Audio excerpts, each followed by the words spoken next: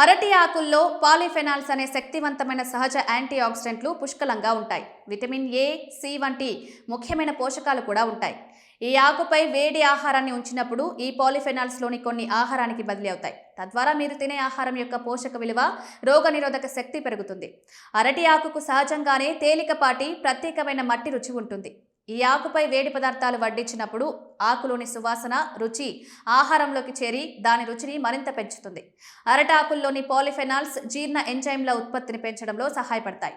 ఇది మంచి జీర్ణక్రియ, మనం తినే ఆహారం నుంచి పోషకాలను మెరుగ్గా గ్రహించడంలో సహాయపడుతుంది.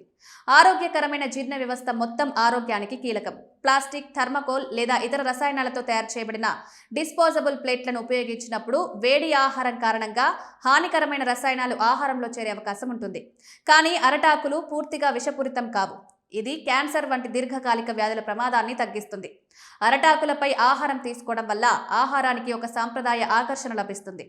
ఆహారాన్ని మంచి మనసుతో, దృష్టితో స్వీకరించినప్పుడు అది మీ ఆరోగ్యానికి మానసికంగా, శారీరకంగా మరింత ప్రయోజనం చేకూరుస్తుంది.